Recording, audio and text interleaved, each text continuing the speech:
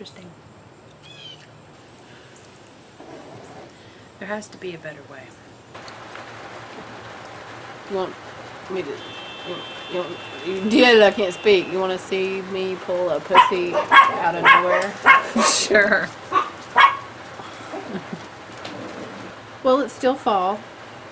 And that's why today we are outside. Because it feels so good. It actually feels like fall now. It does. And we're enjoying it. It's raining a little bit. I don't know if you could hear the pitter-patter. Yeah, if you hear outside noises, it's because we're outside. Yes, and there's dogs fighting behind us. There's about 8 animals here. We're back at the menagerie this week. Animal menagerie. But yes, it's... Oh God, it feels so good. It does. And we have our coffee. We do. And our moon cheese. And our wonderful Mexican cracker cookie things. Yummy! They're so good. So we waited... See? They know. As soon as we start talking. Just like children. They're so strange. This animated episode, it was kind of cool that this was the episode for us to watch because of... Harry Mudd. Yep. So yeah, we were watching the animated series season 1 episode 10. It's called Mudd's Passion. And it was... like I'm saying something brilliant, and I realize that I'm just repeating your last sentence. Should I take that as a compliment? Thank you. Oh my God, I don't want to know why that made me laugh so hard. I got tears. Holy crap. Okay. That's the way you said it, though. I think I'm about to say something so brilliant. And I realize I'm just repeating what you fucking said. Too much coffee this morning. Yeah, this is my second cup. Ooh, this is my 4th cup. We're wired! Okay, so, Harry Mudd. Harry Mudd.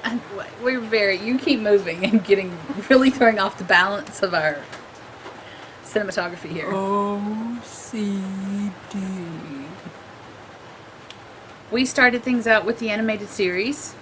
It was a very interesting episode to watch this week because it was about Harry Mudd, and Harry Mudd also showed up in Discovery last week, so that was really cool. Rainn Wilson is a bit better looking than the cartoon rendition of Harry Mudd. I know. The cartoon rendition of Harry Mudd, of course he was older, which makes sense because Discovery is set before the original series, so Mudd would appear younger in Discovery. Yeah. But in the animated series he was older, and he had the most horrifying comb over. It was just like these few strands just combed over the bald spot. Yeah. But he basically still had that cunning, sly way about him. And it started out, the Enterprise's crew were going to this planet called Motherlode, which was a mining planet, obviously. And they were going there to arrest Mudd for, like, whatever, all these crimes he had committed on other worlds. So, what was funny to me was when the episode started, they're going up to it, and Spock is saying the exact percentage of the probability of Mudd being on the planet. Right. And the Doctor is like, couldn't you just say he's probably going to be down there? And Spock's like, I just did. Right. So the episode started out with Spock and Bones being at each other's throats. Naturally. So they go down, and Harry Mudd is basically like a snake oil salesman, and he's trying to sell these crystals. Were they crystals? Mm-hmm. They were crystals that were love potions. So basically, you break the crystal open and put it on yourself, and then you touch someone that you want to fall in love with you, and naturally they're supposed to fall in love with you. His points, was doesn't matter how ugly you are, they'll love you for, Right. And then it would show all the miners, there was like a lion. They almost looked like werewolves or something. Yeah. It was really weird. So he had a woman there, and he was going to prove to them that she could fall in love with him. So she's like, oh, you're so amazing and wonderful. And it was voiced by Michelle. Yes. She pops up all over this episode. She voiced like 3 characters in it, I think. Yeah. Because she was Nurse Chapel. She was this figment of his imagination, or whatever that projection it was. And then she also was Moress. Yep. On the Enterprise. But anyway, So Spock and Kirk show up, and Spock and Kirk show up, and Spock completely blows Harry Mudd's theory out of the water, and he like puts his phaser on the woman, and she turns into like this lizard-looking character and scuttles off. And they, of course, all the miners and stuff were pissed because they realized it was right. They realized that image, right, and that he was trying to swindle them. Yeah. So what they did is they ended up beaming them off. So they get Mudd back on the Enterprise, and they have him in the brig, and Nurse Chapel is there, and she's supposed to do the medical assessment of the arrest report for Spock. Yeah. So it gets Kirk goes off to do his work, Spock goes off to do his, and it's just Harry Mudd and Nurse Chapel at this point. Well, before this, though, there had been an encounter between Nurse Chapel and Spock, and basically he, in his just the way he says things is just very cut and dry. Right. And she probably felt that he had just dismissed her. She was trying to be nice. Do you need help with this? Or right. I can help with that. No, basically, bitch, I don't need help with that. I can do it my Vulcan self. Right. So, but you could obviously tell that Nurse Chapel likes Spock. Yeah. So, and Mudd, being the observant person that he is, he notices that. So he's going to try to start swaying Nurse Chapel to let him out. So he's trying to give her one of these crystals, like, all you have to do is break this open and then touch Spock, and he will be madly in love with you. And you're a scientist. You should do this for science. Yeah. Think of it as an experiment, my dear. One of the best Spock lines to me in this episode was when they went down to get Mudd off the Motherlode planet. And they got back up on the ship, and Mudd is like, you've destroyed my ship and all of my things are gone. I just may sue you. And Spock's like, fine, I'll sue you in court. And one of the reasons that Harry Mudd was on the planet that he was on and doing what he was doing so openly is because when the captain and Spock came down there to get him, he said the Federation laws don't apply on this planet. Right, so he just thought he could do whatever he wanted and they couldn't arrest him. Kind of like going to Amsterdam or something, right. But still you're liable for the crimes you already committed. Right, exactly. Well, so he basically gives Nurse Chapel the crystal, and she goes in to give Spock her medical report. And when she goes and sets it down in front of him, she falls into his lap and has her hands on his shoulders, just looking right in his face. He was like, "Can I help you?" Nurse Chapel, are you injured? Right, so he didn't immediately fall in love with her, so she got really mad and was like, she was going to go confront Mudd about it. Well, in the meantime, he had used her tricorder to get out of the force field. He used her ID to create his own ID so he could get around the ship. And so he went off to the shuttle bay, so he was going to get off the ship.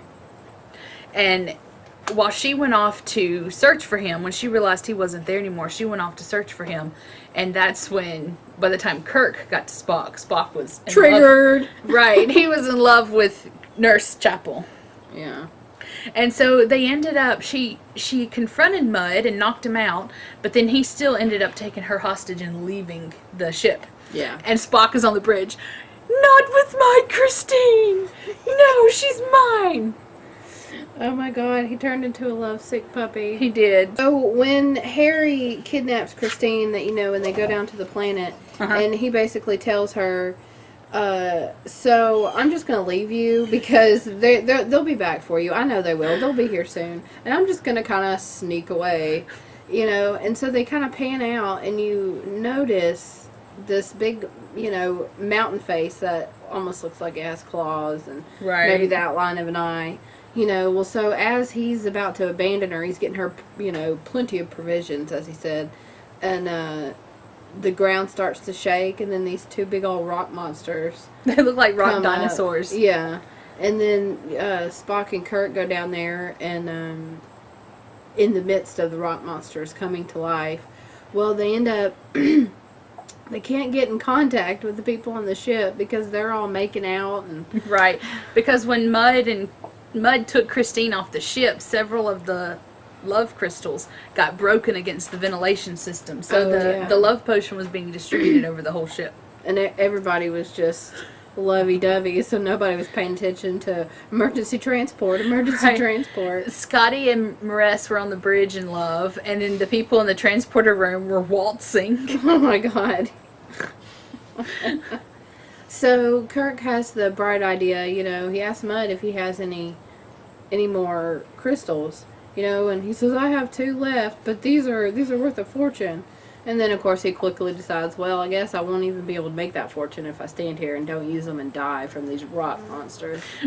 So they distract one of the rock monsters, and Kurt, in an Olympic jump, hoists himself up and throws the last 2 crystals in one of their mouths. And then, so now it loves Kirk.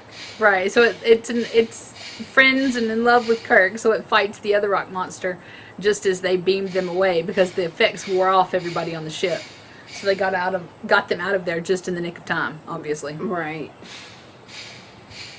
And poor Maress and Scotty that next morning, like, let's don't even talk about what happened. Right, and even Spock was talking about how you have the love for a few hours and then you have a hangover of hatred because everybody's snapping at each other that used to be in love. Right.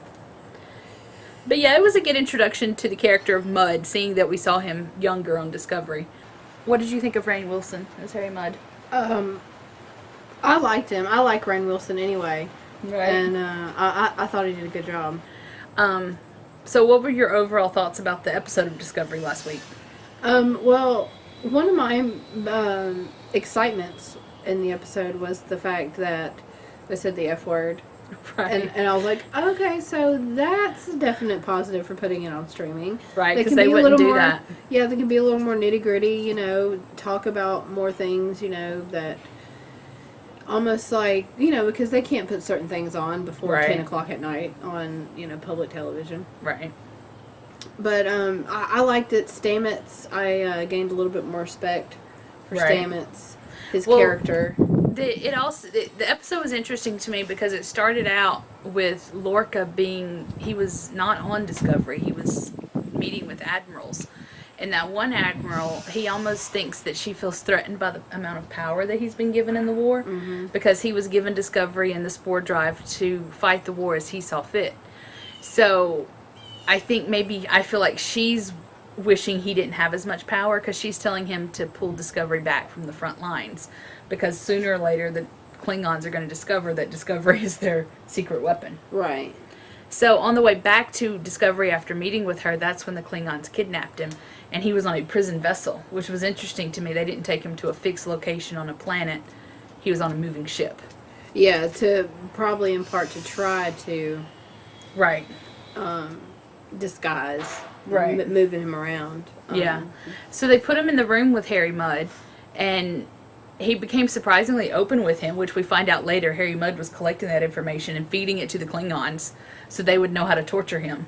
Yeah. But it was interesting because we found out how Lorca's eyes were damaged and the guilt that he feels, and we now know why he doesn't want to get them fixed. Yeah, because he did tell that admiral, because she was talking about how there's surgeries for this now. You could have it fixed in less than an hour. Right. And but he's living with his pain. Yeah. But he encountered another Starfleet officer. Right, but that guy didn't come about until after we saw how the Klingons came in and told Harry Mudd to choose his pain, and he pointed at the real weak guy over there, and they basically killed him in front of him. Yeah. Bashed his head in almost, by kicking it in. And Harry Mudd explained to Lorca, the punishment here is you pick your pain, and whoever ends up on the winning side, they get to live another day. Yeah, today is not a good day to die, apparently, for Harry Mudd. But yeah, Ash Tyler came along. He was the Starfleet officer that had been kidnapped at a famous battle. Because when Lorca mentioned it, he was like, oh, they named the battle. Oh, yeah. Yeah, and he hadn't heard about, he didn't really know about what had happened to the Shinzu and... Right. And Philippa and Michael and all that stuff, because he had been in there. But when him and the captain were talking, Harry Mudd sent his little spider over there. Yeah, to get all that information. Mm-hmm. So they ended up coming in and pulling Lorca out, and they were going to torture him, which, because they found out about his eye condition, they put really bright lights in his eyes.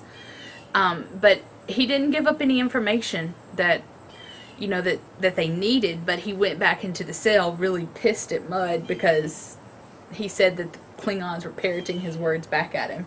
Yeah, and one interesting thing I thought also about Ash Tyler was Lorca asked him how did he kind of, because he didn't look roughed up or anything, but he had been, I guess, a companion to the captain. Who was a female Klingon. Right.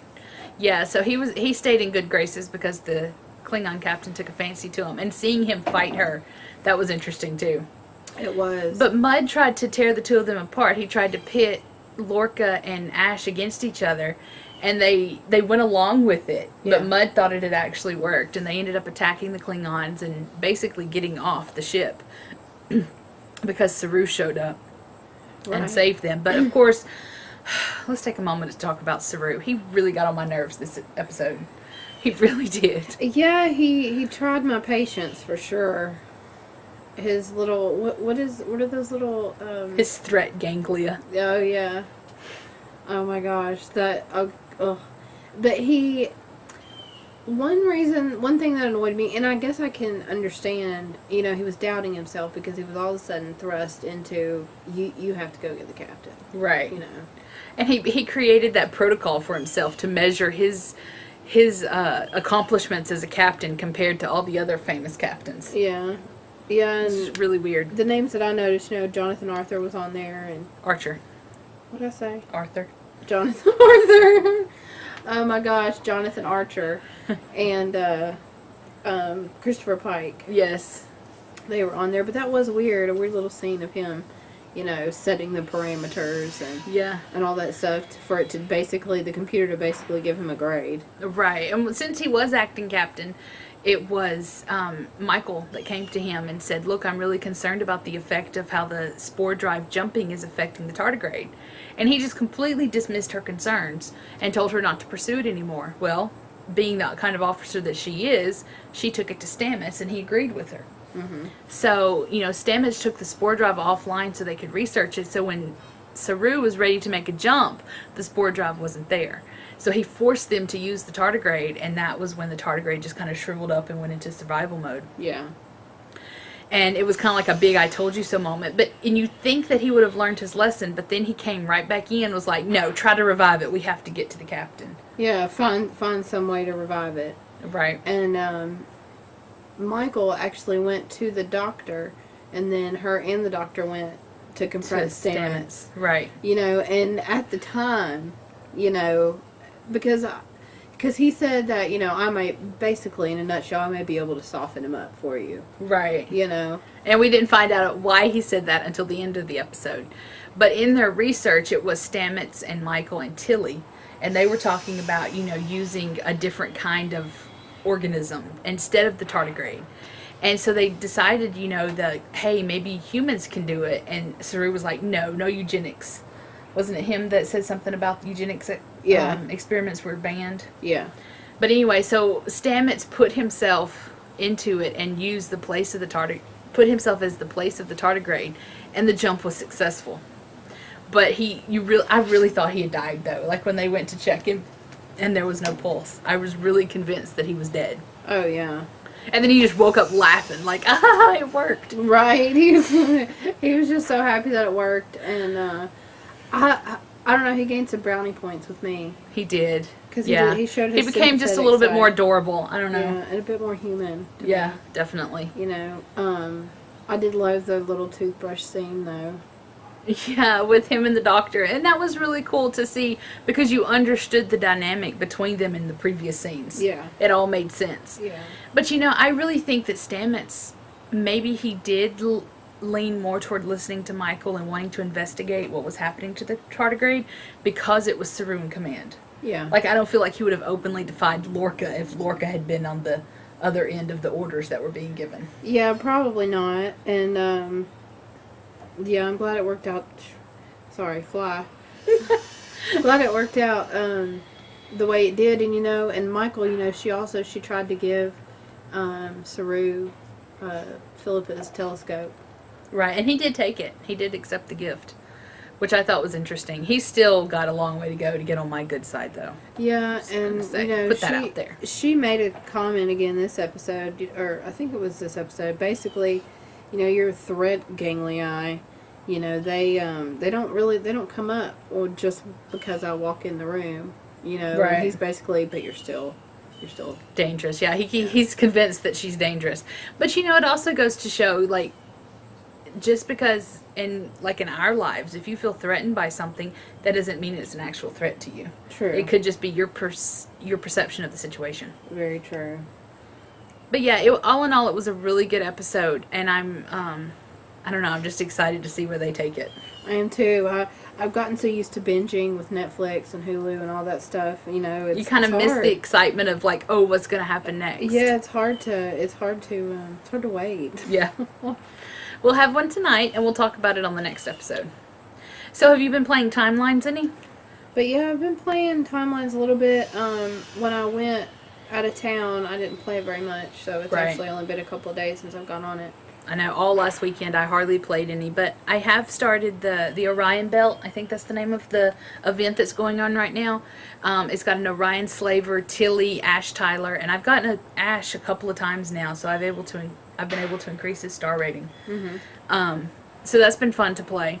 One of the things that I really read that was really interesting to me is we got an email in the communication section of the game, and it's from Aaron Prince, who is, you know, over the game and all of that. And he was talking about how they've been going through some personnel changes at Disruptor Beam, but, you know, they're still excited. The team is excited about putting out new content.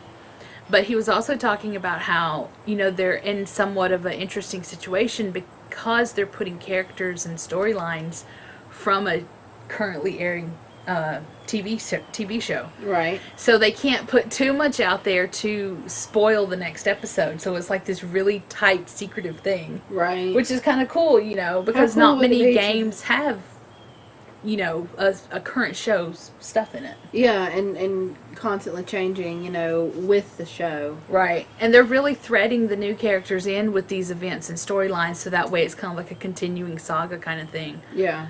But it's interesting because, you know, they're sticking to the same format as the past, you know, what we've been playing since we started. And some of you guys have been playing for over a year, like ever since the game first came out. Right. So I think it would be interesting to be one of those players that started it from the very beginning to see the evolution of the game. Oh, yeah. Because it's changed so much just since you and I started playing. Oh, God, yeah. And that's just like 10 weeks ago, 10, 11 weeks ago. Yeah. Oh, did you... On this new event that's going on right now, I had to choose this morning which faction I was going to be playing and building stuff for. I play for all three of them. Well, every time you go into it, It asks you to oh, choose. does So it? I've gone into it a few times this morning, and it only asked me once. yeah, every time I enter it, it gives this. Now, the main one that I've played the most is for the Ferengi Alliance, and as you can see, it takes, like, each of these gives you 1550. Mm-hmm. Now, some of these other ones I haven't played as much, so, like, you only get 1250 if I play those. And then the Hirogen, I've hardly played any, so it's the small ones. But you see, you can still complete stuff. Yeah, and then if you the winning faction. See, that's what I don't understand is how they pick. Because if you get to play for all the factions. It's just whoever comes out at the end. That's what I'm saying. But they're saying if you're part of the winning faction's team. But if you're playing for all of them. I don't know. I've just noticed that every time they have an event, once it's ended, you get some kind of gift. Oh, yeah. So. And yeah, it's usually, one of them is usually a portal gift. You know, for a lot of times it's either the 10 common or 1 uncommon. Yeah, and one of the things that I got here is in the boosts and kits. I think that's the name of it. Mm-hmm. It's the, you know, the boost that gives you, it lowers the amount of chronotons you have to go on a mission. Lowers the amount of chronotons you use going on a mission, and how you also get bonus rewards. Right. So I started out with 10 of them, so I have 7 now, so I'll at least get to use them for the next 7 days.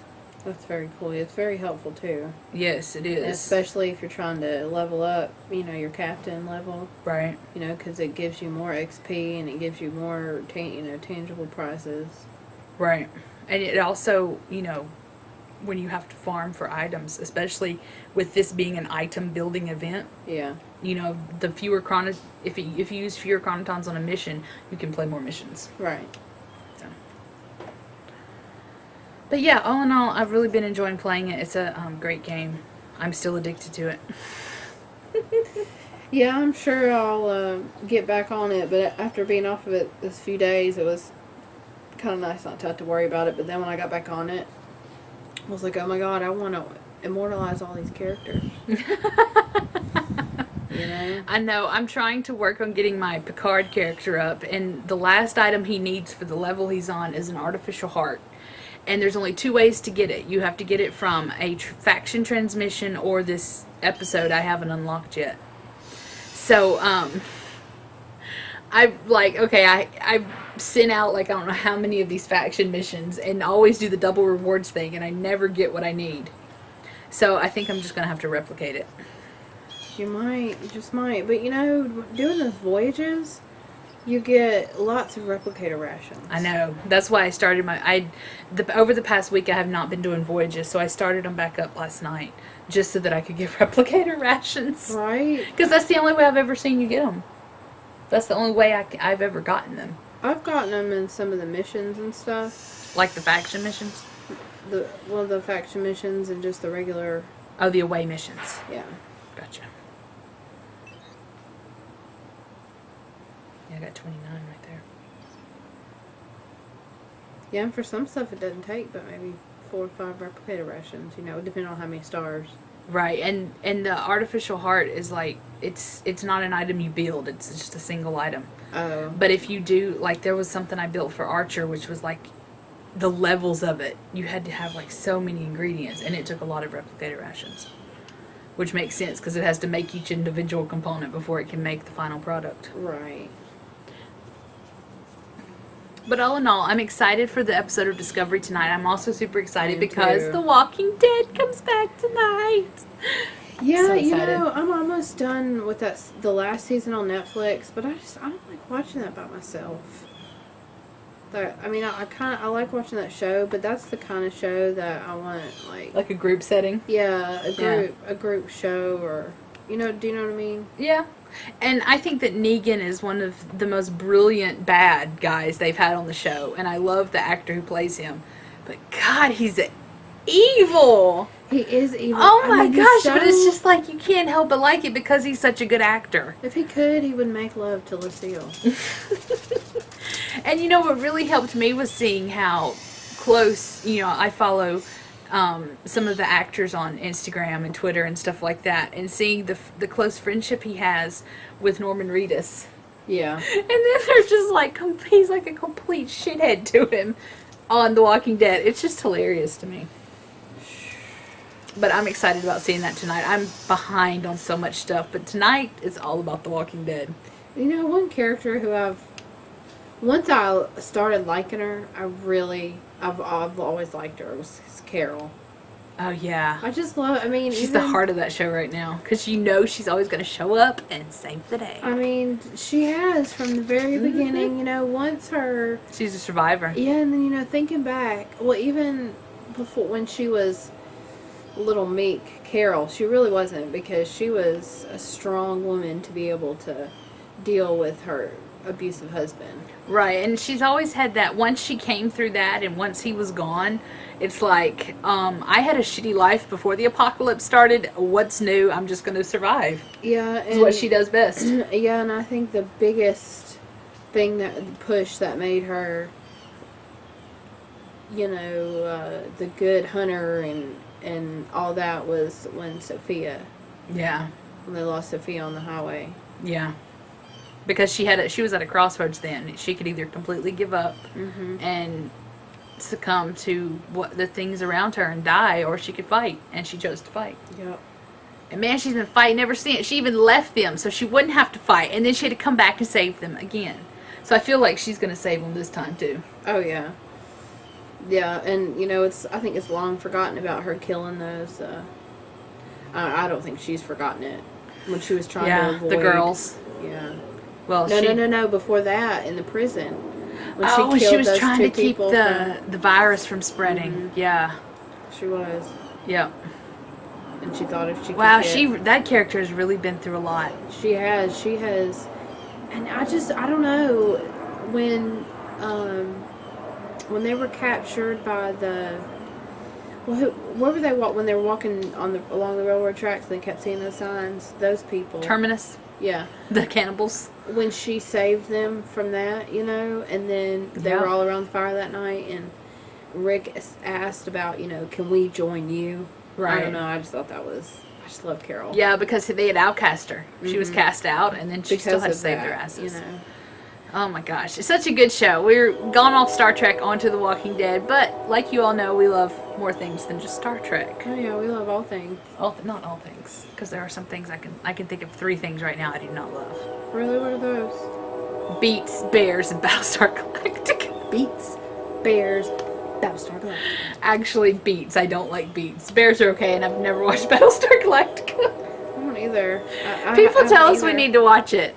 So that'll be something we watch in the future. Nadia's dad was in, I think it was either Stargate or Battlestar Galactica. I can't remember. Definitely we'll have to check that out. Yeah. But thank you guys for coming and hanging out with us again. We have an exciting episode of Discovery tonight that we'll talk about next week.